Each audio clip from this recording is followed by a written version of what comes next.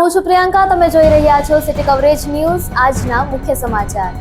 ગાંધીનગરના મહાત્મા મંદિર ખાતે નિર્મળ ગુજરાત એવોર્ડ વિતરણ સમારોહનું આયોજન કરવામાં આવ્યું હતું, જેમાં જૂનાગઢનો બીજો નંબર આવતા મનપાના અધિકારીઓ અને પદાધિકારીઓને મુખ્યમંત્રીએ 1 કરોડ રૂપિયાના પુરસ્કારથી સન્માનિત કરેલ છે। સ્વચ્છ ભારત મિશન અંતર્ગત સર્વે કરવામાં આવ્યો હતો, જેમાં 3 લાખથી વધુ અને 10 લાખથી ઓછી વસ્તી ધરાવતા શહેરોમાં જૂનાગઢ મહાનગરપાલિકાનો બીજો નંબર જાહેર થયો છે, જેને લઈને રાજ્યના મુખ્યમંત્રી ભૂપેન્દ્રભાઈ પટેલને હસ્તે જૂનાગઢ મહાનગરપાલિકાને ₹1 કરોડના પુરસ્કારથી સન્માનિત કરવામાં આવેલ છે। જૂનાગઢ રેન્જ હેઠળના જૂનાગઢ, ગીર સોમનાથ અને પોરબંદર જિલ્લાઓ માટે ટેકનોલોજીનો ઉપયોગ કરીને સાવજ એપ્લિકેશન બનાવવામાં આવી છે। આ એપ્લિકેશનથી વારંવાર અને ગંભીર પ્રકારના ગુના કરવાની ટેવવાળા ઈસમો ઉપર નજર રાખી શકાય છે। ખાસ કરીને સ્થાનિક પોલીસ સાથે સંકલન ન હોય તો પણ આ ડેટાબેઝના આધારે આરોપીને શોધી શકાય છે। ત્યારે સાવજ એપ્લિકેશનની શ્રેષ્ઠ કામગીરીને ધ્યાને લઈને સ્કોચ એવોર્ડ 2025 પ્રાપ્ત થયો છે। ગિરિરાજ રોડ અમૃત પેલેસથી આંબાવાડી થઈ સિદ્ધેશ્વર મંદિર સુધીનો મુખ્ય રોડ ઘણા સમયથી બિસ્માર હતો। આ મુખ્ય રસ્તો છે અને ઘણા સમયથી મહાનગરપાલિકા દ્વારા અણધડ આયોજનને લીધે લોકોને મુશ્કેલીમાં મૂકી દીધા હતા। ચોમાસા દરમિયાન ઘણા બધા અકસ્માતો પણ થયેલા હતા। દરમિયાન રોડ શરૂ કરવા માટે અનેક રજૂઆત વિપક્ષી કોર્પોરેટર લલિત પણસારા દ્વારા કરાઈ હતી, જેને પગલે આ રોડનું કામ શરૂ થયું છે। ત્યારે સ્થાનિક લોકોએ કોર્પોરેશનને અપીલ કરી છે કે દિવાળી પહેલા રોડનું કામ પૂરું કરવામાં આવે।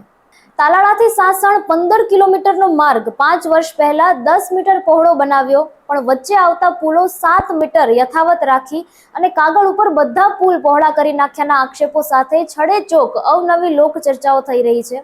સરકારના ઉચ્ચ અધિકારીઓ દ્વારા તુરંત તપાસ કરી અને સત્ય વિગતો પ્રજા સમક્ષ મૂકે તેવી પ્રબળ લોક માંગણી ઉઠી છે। જૂનાગઢના જોશીપુરામાં નવદુર્ગા ગરબી મંડળ દ્વારા છેલ્લા 35 વર્ષથી પ્રાચીન ગરબી કરવામાં આવે છે। ગરબીની વિગત આપતા ભરતભાઈ કારેણાએ જણાવ્યું હતું કે નાની 269 બાળાઓ પ્રાચીન રાસની રમઝટ બોલાવે છે। અર્વાચીન ગરબાના યુગમાં પણ અમે ભારતીય સંસ્કૃતિને બચાવતી પ્રાચીન ગરબીઓને જીવંત રાખવા માટે પ્રયાસ કરી રહ્યા છે। મનરેગામાં થયેલા કથિત કૌભાંડના આરોપમાં ભુજ જેલમાં ગયેલા કોંગ્રેસના હીરાભાઈ જોટવા જામીન મુક્ત થતા તેમનું સ્વાગત કરાયું હતું। સુપાસી હાઈવેથી લઈને તેમના શૈક્ષણિક સંકુલ સુધી મોટી સંખ્યામાં ઉપસ્થિત આહિર સમાજના તેમજ અન્ય સમાજના લોકોએ તેમનું સ્વાગત કર્યું હતું। આપ સૌએ ઉજવો ભગવાન કૃષ્ણની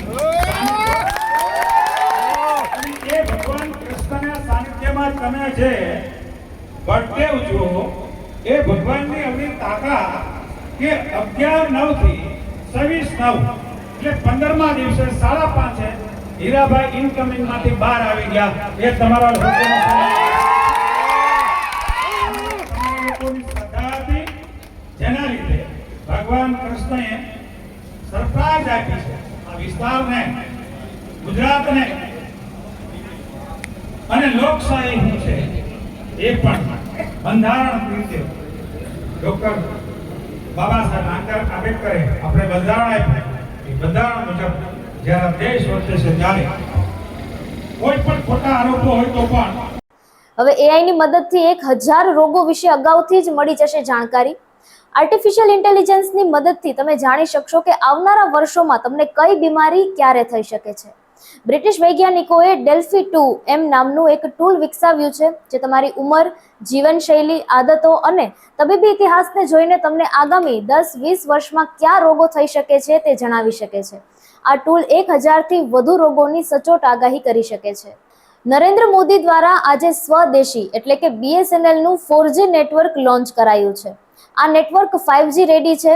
આ નેટવર્ક અંદાજે 97,000 સાઇટ પર રોલ આઉટ કરવામાં આવ્યું છે। આ નેટવર્કને સંપૂર્ણ રીતે ભારતની ટેકનોલોજી પર બનાવવામાં આવ્યું છે। આ સાથે જ ભારત દુનિયામાં ટોપ 5માં આવી ગયો છે, જે ટેલિકોમ અને ટેકનોલોજી એન્ડ ઇક્વિપમેન્ટ જાતે બનાવે છે। સિટી કવરેજ ન્યૂઝના ડેઇલી અપડેટ માટે અમારી ચેનલને લાઇક કરો, શેર કરો અને સબસ્ક્રાઇબ કરો।